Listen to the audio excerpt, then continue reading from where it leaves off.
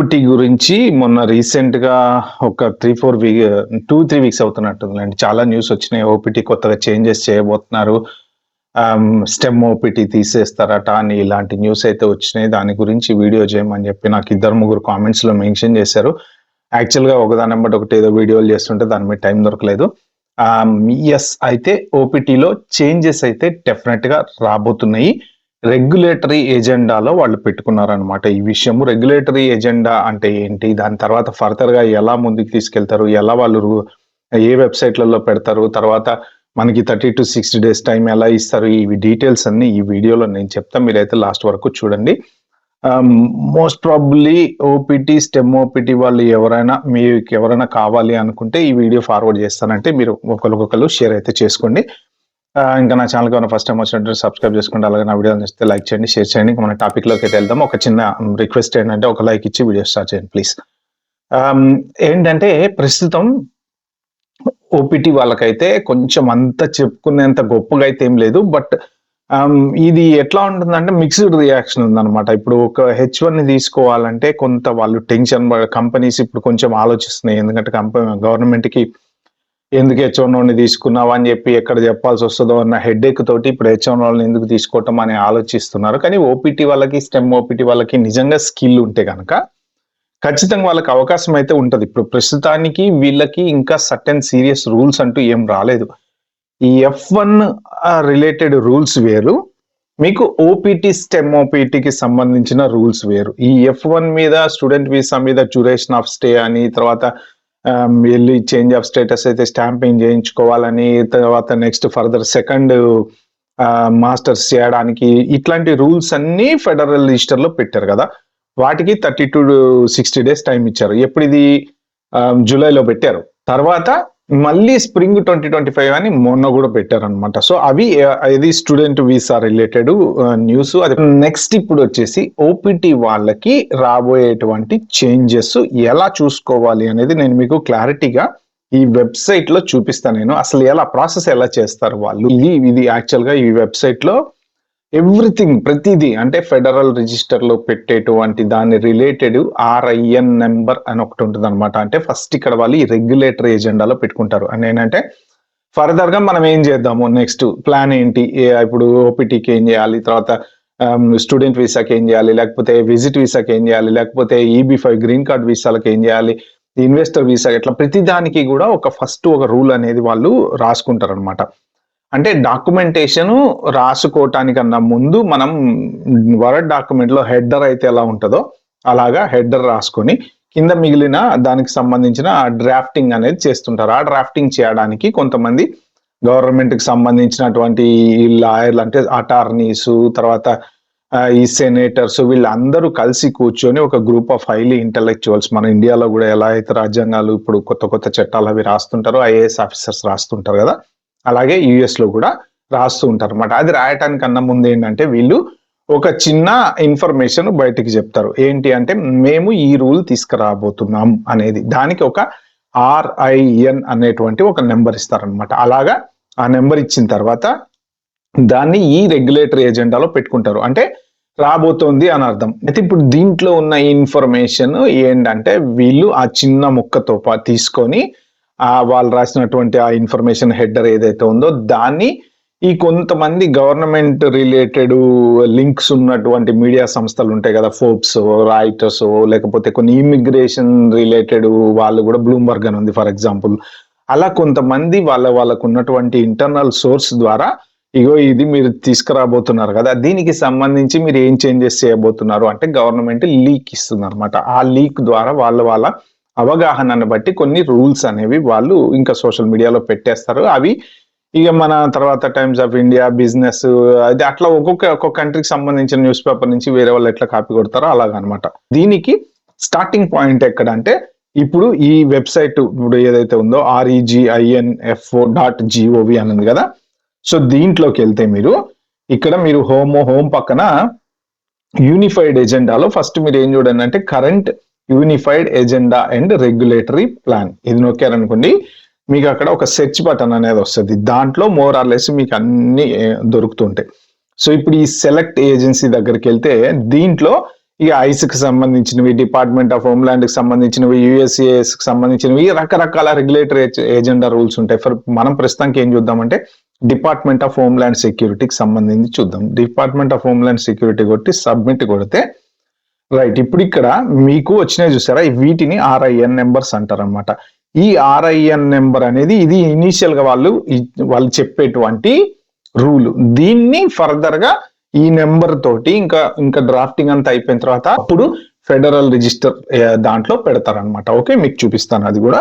So ఇప్పుడు దీంట్లో మనం చూస్తే గనక మొన్న ఓపీటీ గురించి జరిగిన ఒక 2-3 వీక్స్ గురించి ముందు రెగ్యులేటరీ ఎజెండాలో వచ్చిందని చెప్పి మీడియాలో వచ్చినటువంటి న్యూస్ ఏదైతే ఉందో అది మీరు కనుక చూస్తే ఇక్కడ ఇది అంత ఈజీగా అర్థమయ్యేది కాదు, కాంప్లికేటెడ్ గా దీని మీద టైం స్పెండ్ చేస్తే గానీ అర్థమవుతుంది అనమాట. సో మీకు చూడండి కింద ఫైనల్ రూల్ 1653 రైట్ ఇక్కడ ఉంది చూసారా, మీకు 2 పక్కన ఉన్నాయి చూడండి.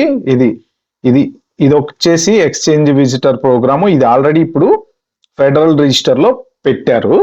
దాని కిందనే ఇమీడియట్ గా మీరు ఇంకొకటి కనుక చూస్తే DHS USCIS లింక్ వాళ్ళు proposed rule change practical training, optional practical training OPT కదా, దాన్ని సింపుల్ గా ప్రాక్టికల్ ట్రైనింగ్ అని మెన్షన్ చేశారనమాట. ఇప్పుడు ఇక్కడ చూస్తే 1653AA97 దాని నెంబరు. సో దాన్ని ఓపెన్ చేద్దాం మనం. ఇదే మొన్న అందరూ న్యూస్ లో చెప్పింది. సో ఇప్పుడు ఇక్కడ వాళ్ళు ఏం రాశారంటే ఇది RIN నెంబర్ నేను చెప్పింది, దీనికి లింక్ మీకు ఫెడరల్ రిజిస్టర్ లో నేను ఇప్పుడు చూపిస్తాను అనమాట. సో ఇప్పుడు ఇక్కడ రాశారు చూడండి, ఇది the proposed rule will better align practical training to the goals and objectives of the programme. ఇప్పుడు ఈ మ్యాటర్ ఏదైతే ఇక్కడ వీళ్ళు రాసిన మ్యాటర్ ఉందో, ఇప్పుడు మీకు ఇక్కడ ఈ జస్ట్ ఇప్పుడు నేను బ్లూతో హైలైట్ చేస్తాను కదా, ఈ మ్యాటర్ ఉంది కదా. సో ఈ మ్యాటర్ ని వీళ్ళు ఎలాబరేట్ చేస్తారనమాట. నెక్స్ట్ అంటే డ్రాఫ్టింగ్ అనేది తయారు చేస్తుంటారు. ఆ డ్రాఫ్టింగ్ కి హెడర్ ఇందాక నేను చెప్పినట్టు ఇదనమాట. అంటే ఈ RIN నెంబర్ పేరుతోటి నెక్స్ట్ ఫర్దర్ జరిగేది ఏంటి అంటే ఫెడరల్ రిజిస్టర్ లో ఆ డేటా పెట్టేసి ఈ RIN నెంబర్ లింక్ చేస్తారనమాట. చేసి దానికి వాళ్ళ ఇష్టం 32 to 60 days టైం ఇవ్వచ్చు, ఇవ్వకపోవచ్చు, డైరెక్ట్ గా ఇమీడియట్ గా రూల్ స్టార్ట్ చేసుకోవచ్చు. మొన్న రీసెంట్ గా ఒక చేంజ్ వచ్చింది కదా, ఏది మన EAD వాళ్ళది. ఆ EAD ఏంటి, ఇమీడియట్ గా October 30 నుంచి స్టార్ట్ అయిపోయింది. ఏది ఆటోమేటిక్ ఎక్స్టెన్షన్ తీసేసామని. దానికి వాళ్ళు 30 to 60 days ఇవ్వాల, కానీ అంతకు ముందు పెట్టినటువంటి స్టూడెంట్ ఎక్స్చేంజ్ విజిటర్ దానికి ఇచ్చారనమాట. అలాగే ఇస్తారా ఇవ్వరనేది తెలీదు. బట్ ఇది ప్రపోజల్. ఈ ప్రపోజల్ తీసుకొని ఎవరెవరైతే గవర్నమెంట్ తో లింక్స్ ఉన్నటువంటి న్యూస్ మీడియా వాళ్ళు ఉంటారో వాళ్ళు చెప్పారనమాట. అవి ఏంటి అనేది నేను చెప్తా. ఫస్ట్ ఇది అయిపోయిన తర్వాత అసలు ఆ చేంజెస్ ఏం రాబోతున్నాయి అనేది నేను చెప్తాను. సో ఇప్పుడు దీని లింక్ ఎలా అంటే, ఇప్పుడు మీరు ఇక్కడ RIN నెంబర్ అని చూసారా, ఈ RIN నెంబరు ఇప్పుడు ఫెడరల్ రిజిస్టర్ లోకి వెళ్తే AA97 అనేది ఏముండదు, మనకేం దొరకదు. ఎందుకంటే ఇంకా వాళ్ళు దాన్ని స్టార్ట్ చేయలేదు. అయితే ఒక్కసారి మళ్ళీ మనము బ్యాక్ వెళ్దాము. బ్యాక్ వెళ్తే దీనికి పైన ఏముంది, ఇక్కడ proposed rule change establishing a fixed time period of admission. అంటే మన రీసెంట్ మాట్లాడుకున్నాం చూసారా, 4 years of duration of stay పెడతాము, తర్వాత నెక్స్ట్ సెకండ్ PGకి అలో చేయము, ఇలాంటి రూల్స్ అన్ని ఉన్నాయి చూసారా, దానికి సంబంధించిన నెంబర్ ఇది. సో ఇప్పుడు ఇది ఏంటి నెంబరు 1653AA95. సో మనం ఇప్పుడు ఫెడరల్ రిజిస్టర్ లోకి వెళ్ళి ఒక్కసారి ఇదిగోండి నేను ఓపెన్ చేసి పెట్టాను. ఇది మామూలుగా మీకు ఎతికితే కూడా దొరుకుతుంది. జస్ట్ ఇక్కడ నేను కాపీ చేసుకున్నా 1653AA. సో సెర్చ్ లోకి వెళ్ళి ఇక్కడ మనం 1653AA95 కొడితే చూసారా వచ్చింది డాక్యుమెంట్. అది ఓపెన్ చేసాం అనుకోండి, కింద దీనికి సంబంధించిన డాక్యుమెంట్ వచ్చింది. ఎస్టాబ్లిషింగ్ ఇప్పుడు అక్కడికి లింక్ మ్యాచ్ అయింది చూసారా మీరు. ఇప్పుడు ఇక్కడ చూసారు కదా 1653AA95. ఇది ఇప్పుడు ఫెడరల్ రిజిస్టర్ లో నేను ఇందాక చెప్పాను RIN కి నెంబర్ కి సంబంధించింది. ఇప్పుడు మనం ఇది ఎప్పుడు పెట్టారు చూడండి, 8/28/2025 నాడు పెట్టారు అనమాట ఇది. ఓకే, ఇది ఓపెన్ చేస్తే చూడండి ఇక్కడ మీకు 1653AA95 మ్యాచ్ అయింది కదా, అక్కడ నెంబరు. తర్వాత USCIS వాళ్ళది సమ్మరీ ఏంటంటే, ఇక సమ్మరీ ఆ డేట్స్ అవన్నీ చూసుకొని you may submit comments on దీని రాశారు చూడండి క్లియర్ గా, ఎంటైర్లీ ఆఫ్ దిస్ రూల్. అంటే ఎవరైనా సరే వాళ్ళ ఒపీనియన్స్ ని షేర్ చేసుకోవచ్చు అనమాట. అది దీనికి సంబంధించింది. సో దీంట్లో ఇంకా మీరు కిందకి వెళ్తే ఇంక మీకు అన్ని రూల్స్ ఏమేమి ఉంటాయి, పబ్లిక్ పార్టిసిపేషన్ అంటే మనం వాళ్ళకి సబ్మిట్ చేయటము, తర్వాత ఏమేమి సబ్మిట్ చేయాలి, ఏం చేంజెస్ ఇద్దామా తీసుకొద్దాం అనుకుంటున్నారు, ఇక దానికి ఒకటి లింక్ ఉంటుంది. మళ్ళీ ఇక్కడ మీకు వ్యూయింగ్ కామెంట్స్ అండ్ డాక్యుమెంట్స్ అని దీనికి మళ్ళీ ఇక్కడ రెగ్యులేటరీ ఏజెండా లింక్ మళ్ళీ ఇచ్చారనమాట, regulations.gov అని. ఇక దానికి సంబంధించినటువంటి ఇంకో నెంబరు, ఇక అట్లా ఒకదానికొకటి లింక్ ఉంటాయి. బట్ దీంట్లో ఏమేమి చేంజెస్ తెద్దాం అనుకునేటువంటి డ్రాఫ్ట్ ఇది అనమాట. సో ప్రస్తుతానికి ఇప్పుడు ఆ డాక్యుమెంట్ కనుక మనం చూసుకుంటే ఇక్కడ నేను చెప్పింది నెక్స్ట్ ఇది రాబోతుంది. ఇప్పుడు ప్రాక్టికల్ ట్రైనింగ్ AA 9795 ఆల్రెడీ వచ్చేసింది. ఇప్పుడు నెక్స్ట్ 97 రాబోతుంది అనమాట. ఈ 97 వాళ్ళు డ్రాఫ్టింగ్ చేస్తున్నారు ప్రస్తుతానికి, దాంట్లో డ్రాఫ్టింగ్ స్టేజ్ లో ఉంది. కాబట్టి ఇప్పుడు మీకు ఇక్కడ ఓపెన్ చేస్తే వాళ్ళు అదే చెప్తారనమాట. ఓకే, ఎప్పటి వరకు వచ్చే ఛాన్స్ ఉంది ఇది అనేది కనుక మనం చూసామనుకోండి, 09/00/25 వియర్డ్గా ఉంది కదా ఈ డేటు. 09/00 అంటే మంత్ 09 లో, అంటే సెప్టెంబర్ లో వీళ్ళు యాక్చువల్ గా ప్లాన్ ప్రకారము వాళ్ళు అనుకున్న డ్రాఫ్ట్ రిలీజ్ చేయాలి. బట్ చెయ్యలేదు కాబట్టి నెక్స్ట్ ఎప్పుడు చేస్తారు అనేది గ్యారంటీ లేదు. కాబట్టి ఆ మధ్యలో ఉన్న డేట్ ఏదైతే ఉందో అది 00 అనేది ఉందన్నమాట. ఓకే, సో ఆ మంత్ రాలేదు, ఇప్పుడు నెక్స్ట్ మంత్ రావచ్చు, ఆ నెక్స్ట్ మంత్ రావచ్చు. అది మొత్తానికి మీరు ఎలా చూసుకోవాలి అంటే ఈ రెగ్యులేటరీ ఎజెండాలో ఉన్నటువంటి RIN నెంబర్ తోటి వాళ్ళు ఇచ్చేటువంటి దేనికైనా చూసుకోండి మీరు, ఏదైనా సరే. మీకు ఇంకొకటి కూడా చూపిస్తాను నేను ఇప్పుడు. EB అంటే ఎంప్లాయ్మెంట్ బేస్డ్ గ్రీన్ కార్డ్స్ కొత్తగా పెట్టారు, ఇది 3 days బ్యాక్ పెట్టారు. US citizenship and immigration services employment based మీకు EB5 అంటే ఇన్వెస్టర్ వీసాకి సంబంధించింది అనమాట. ఇది కొత్త వాళ్ళు ఫీజు దాన్ని ఇంక్రీజ్ చేయబోతున్నారా ఏంటనేది ఇప్పుడు ఇది ఒక్కసారి మనం ఓపెన్ చేసాం అనుకోండి. DHS is proposing to adjust the fees అంటే ఇంకా వాళ్ళు ఫీజు పెంచుతారో సంథింగ్ వాట్ ఎవర్, ఇన్వెస్టర్ వీసాకి సంబంధించింది అనమాట.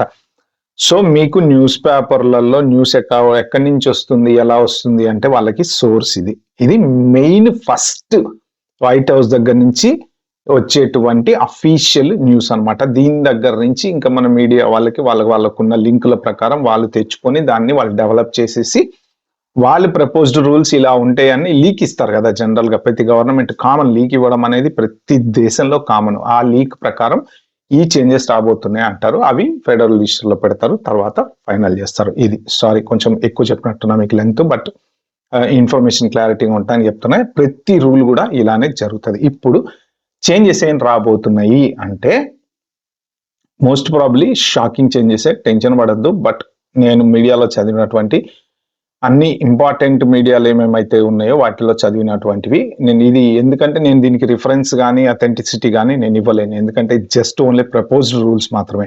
అందుకని చెప్పి దానికి నేను ఏ రిఫరెన్స్లు పెట్టను. మెయిన్ వాళ్ళు చెప్పిన దాని ప్రకారం OPT వచ్చేసి 6 months చేయాలని ప్రపోజల్ పెడుతున్నారు అనేసి చదివాను నేను అన్నమాట. అంటే ఇప్పుడు ప్రెసెంట్ 12 months ఉంది కదా, నెక్స్ట్ 6 months చేస్తారు దాన్ని. మీ మాస్టర్స్ అయిపోయిన తర్వాత మీరు OPT అప్లై చేసుకోవాలంటే 6 months. హౌఎవర్ మీరు ఆ 6 months OPT చేసుకోవాలన్నా సరే మీరు ఎవడి దగ్గర పడితే వాడి దగ్గర పోయి నాకు OPT వచ్చింది అని చెప్పేసి లెటర్ తీసుకెళ్లి USCISకి అప్డేట్ చేస్తే మీ ఆ పప్పులు ఉడకవు. ఓకే, స్ట్రిక్ట్ గా మీ కంపెనీని వాళ్ళు విజిట్ చేస్తారు. జనరల్ గా మీరు OPT అప్లై చేసుకున్న తర్వాత మీకు ఒక 90 days టైం అనేది ఉంటుంది కదా. ఆ టైం లోపల మీరు USCISకి మీ ఎంప్లాయ్మెంట్ లెటర్ అనేది అప్లోడ్ చేయాలి కదా. అప్పుడు వాళ్ళు ఇన్స్పెక్షన్ కి వచ్చి ఇతనికి జెన్యున్ గా జాబ్ ఉందా లేదు, ఏదో ఒక కన్సల్టెంట్ దగ్గర పోయి ఒక టైప్ కొట్టుకు వచ్చిన లెటర్ తీసుకొచ్చి మనకు అప్లోడ్ చేశారా. ఇప్పుడు ఇన్ని రోజుల నుంచి జరుగుతుంది అదే కదా. అంటే ఇందులో 2 రకాలు, జెన్యున్ గా జాబ్ వచ్చి చేసుకునేటువంటి బ్యాచ్ ఒకటి ఉంది, లేదు చదువుకోవడానికి కాకుండా డబ్బుల కోసం సంపాదించుకోవడానికి వచ్చి ఒక వీసా తర్వాత ఇంకో వీసా, Day 1 CPT అట్లా నడుపుకుంటా మధ్యలో H1 కొట్టేసి ఆ బ్యాచ్ ఒకటి ఉంది. సో ఇప్పుడు ఈ రెండిట్లో ఏ బ్యాచ్ లో ఉన్నాడు ఇతను అని తెలుసుకోవాలంటే ఏం చేయాలి, వాళ్ళు ఇన్స్పెక్షన్ చేయాలి. సో ఇప్పుడు సీరియస్ గా ఆ ఇన్స్పెక్షన్ చేసి ఎస్ ఇతనికి జెన్యున్ గా జాబ్ వచ్చింది, ఇతను చదువుకున్న దాని రిలేటెడే జాబ్ వచ్చింది, జాబ్ కాదు అది ట్రైనింగ్. నేను చాలాసార్లు చెప్పాను, మళ్ళీ చెప్పను, అది practical training. You are trained by some superior senior. Okay, అతను మీకు ట్రైనింగ్ ఇస్తాడు అనమాట, అది కరెక్ట్ అని చెప్పేసి వాళ్ళు సర్టిఫై చేసి ఓకే చేస్తారు. ఓకే, ఇది ఒక rule. Next STEM OPT. Most probably shocking ఏంటంటే నేను చదివిన దాని ప్రకారం STEM OPT తీసేస్తున్నారు అని విన్నా. అంటే ఇంకా స్టెమ్ అనేది తీసేసేయాలి. ఓపీటీ నేర్చుకొని మీరు ప్రాక్టికల్ నాలెడ్జ్ గెయిన్ చేసుకొని ఏదర్ మీరు ఫర్దర్ వస్తే H1 అప్లై చేసుకోవడమా, లేదు ఇండియా వెళ్ళిపోవడమా. ఓకే, అది ప్లాన్. ఈ రెండైతే మెయిన్ ఓపీటీ వాళ్ళకి వచ్చేటువంటి సీరియస్ చేంజెస్ అనమాట. అయితే ఇవి వస్తాయా రావా అనేది ఎవరికి తెలియదు, స్పెక్యులేషన్ మాత్రమే. కానీ ఇప్పుడున్న పరిస్థితుల ప్రకారం H1 వాళ్ళకి ఏదైతే సీరియస్ గా ఎంత డీప్ లెవెల్ వెట్టింగ్ అని అదని ఇదని స్టార్ట్ చేశారో ఓపీటీ మీద కూడా ఖచ్చితంగా చేస్తారు అని అయితే ఎక్కడ న్యూస్ మీడియాలలో చూసినా అదే అంటున్నారు. ఎందుకు అంటే ఓపీటీ అనేది బీభత్సంగా మిస్యూజ్ అవుతుంది. దానివల్ల కంపెనీస్ వీళ్ళకి జాబులు ఇచ్చి లోకల్ వాళ్ళకి జాబులు ఇవ్వట్లేదు. ఎందుకంటే ఇక్కడ ట్యాక్స్ అనేది సేవ్ అవుతుంది కంపెనీకి. ఎట్ ద సేమ్ టైమ్ వీళ్ళు తక్కువ జీతాలకు పనిచేస్తున్నారు, చీప్ లేబర్, ఇటువంటివన్నీ ఉన్నాయన్నమాట. ఓకే, నెక్స్ట్ ఇంకొక ఇంపార్టెంట్ విషయం నేను చెప్దాం అనుకుంది ఏంటంటే, సారీ వీడియో లెంగ్త్ ఎక్కువైతుంది, బట్ వెరీ ఇంపార్టెంట్. స్టెమ్ ఓపీటీకి మీకు రిజెక్ట్ అవుతున్నాయట, అంటే వీసాలు చాలా వరకు రిజెక్ట్ అవుతున్నాయట. అదొక్కటి మీరు గుర్తుపెట్టుకోండి. బ్లైండ్ గా నాకు స్టెమ్ ఓపీటీ వచ్చేస్తుంది అని మాత్రం మీరు నమ్ముకోకండి. ఓపీటీ నుంచి ఎవరైనా స్టెమ్ ఓపీటీకి వెళ్తున్నారు అంటే మీరు ఒక ఆల్టర్నేట్ ప్లాన్ కూడా ఒక పక్కన సేఫ్ సైడ్ పెట్టుకోండి, ఎందుకైనా మంచిది. నేను రీసెంట్ గా చాలా మంది స్టెమ్ రిజెక్ట్ అయిపోయి ఇండియా వెళ్ళారు అని నేను విన్నా. కొన్ని ఒక 2-3 రెడిట్ పోస్టులలో కూడా చదివా నేను. బట్ ఏంటంటే రాకపోవడానికి రీజన్ కూడా మీకు జాబు కరెక్ట్ గా మీ దానికి మ్యాచ్ కాకపోవడము, లేదు మీరు ఓపీటీలో సరిగా పని చేయకుండా ఇప్పుడు కొత్తగా జాబ్ వచ్చిందని చెప్పటము. ఆబ్వియస్లీ వాళ్ళు అన్ని ఇన్వెస్టిగేషన్ అనేది సీరియస్ గా చేస్తున్నారు కాబట్టి మోస్ట్ ప్రాబబుల్లీ ఏదో ఒక రకంగా కట్ చేసి పంపించడానికే ప్రయత్నం చేస్తారనమాట. కాబట్టి ఏంటంటే ఎవరైనా ఓపీటీ మీద ఉన్న వాళ్ళు నెక్స్ట్ స్టెమ్ ఓపీటీకి వచ్చేటప్పుడు బెటర్ జాగ్రత్తగా ఉండండి. ఈ కొత్త రూల్స్ వచ్చేంత వరకు మాత్రం మీరైతే టెన్షన్ పడకండి. హ్యాపీగా మీరు మీ చదువు మీద కాన్సన్ట్రేట్ చేయండి. పార్ట్ టైం జాబులు చేసే వాళ్ళు మాత్రం నేను మంచి ఇచ్చే అడ్వైజ్ ఏంటంటే మాత్రం చేయకండి. ఎందుకంటే మీ తర్వాత సెటిల్ కారు, అయిపోయింది. ఇప్పుడు ఫ్యూచర్ లో సెటిల్ అవ్వడం అనేది అసాధ్యం పార్ట్ టైం జాబులు చేసుకుంటే. ఎక్కడో అక్కడ దొరుకుతారు మీరు, ఖచ్చితంగా డిపోర్ట్ అన్న అవుతారు, సెవీస్ అన్న క్యాన్సిల్ అయింది, ఏదో ఒకటి అయింది. మీరు జాగ్రత్తగా జెన్యున్ గా చదువుకోండి, చక్కగా చదువుకొని ఓపీటీ మీద మంచి జాబ్ తెచ్చుకోవడానికి ట్రై చేయండి. ఇంకొకటి కూడా ఏంటంటే వాలంటరీ జాబులు చేస్తే ఇంతకుముందు యాక్సెప్ట్ చేసేవాళ్ళు ఇప్పుడు యాక్సెప్ట్ చేయట్లేదు అని విన్నా, అది నేను కన్ఫర్మ్ చేయను, విన్నా. పోర్ట్ ఆఫ్ ఎంట్రీలో కూడా వాలంటీర్ జాబ్ చేస్తున్నా సరే this is not a proper job that you're earning money అన్న ఉద్దేశంతో డిపోర్ట్ చేశారని చెప్పేసి 2-3 కేసులు కూడా జరిగినాయి. కాబట్టి మీరు జాగ్రత్తగా ఉండండి. ఇంకోటి హాలిడేస్కి ఎవరైనా ఓపీటీ వాళ్ళు కనుక ఇండియా వెళ్ళాలి అనుకుంటే, మొన్న నాకు ఒకతను కామెంట్లో పెట్టాడు, సార్ నాకు ఓపీటీ నుంచి స్టెమ్ ఓపీటీ వచ్చింది, ఇప్పుడు నేను జాబ్ చేసుకుంటున్నా, 1 month నేను ఇండియా వెళ్దాం అనుకుంటున్నా, ఇండియా వెళ్ళి మళ్ళీ రిటర్న్ అక్కడ ఒక కొన్ని రోజులు పనిచేస్తా అంటే మా ఎంప్లాయర్ ఓకే అన్నాడు, I'm getting it a new contract, అక్కడి నుంచి ఒక 2 weeks 3 weeks పని చేసుకొని మళ్ళీ నేను రిటర్న్ వచ్చి ఇక్కడ పని చేస్తా అన్నాడు. అలాంటి పొరపాట్లు మాత్రం చేయమాకండి. ఓకే, ఎందుకు అంటే మీరు అవుట్ సైడ్ కంట్రీలో జాబ్ చేస్తే ఆ కంట్రీ ల్యాండ్ రూల్స్ ప్రకారం ట్యాక్స్ కట్టాల్సి వస్తుంది. దానికి ఇంకా లెక్కలు వేరే ఉన్నాయి. But what ever it is, me employer మీకు రిమోట్ వర్క్ చేయమని ఇచ్చినా కానీ చేయకూడదు అనేటువంటి వాదన కూడా ఉంది. అది కరెక్టా కాదా అనే దాని గురించి మనం డిబేట్ అనవసరము. ఇది రిమోట్ వర్క్ చేసినందుకు కూడా ఒక నిన్న ఇన్స్టాగ్రామ్ లో చదివా నేను, ఎవరో ఒకళ్ళు ఇట్లాంటి సిచ్యువేషన్ వచ్చింది, డిపోర్ట్ చేశారు రిమోట్ వర్క్ చేసినందుకు, ఏమైనా సలహా ఇవ్వగలరా అని చెప్పి సజెషన్ కోసం ఎవరో పోస్ట్ పెట్టారనమాట.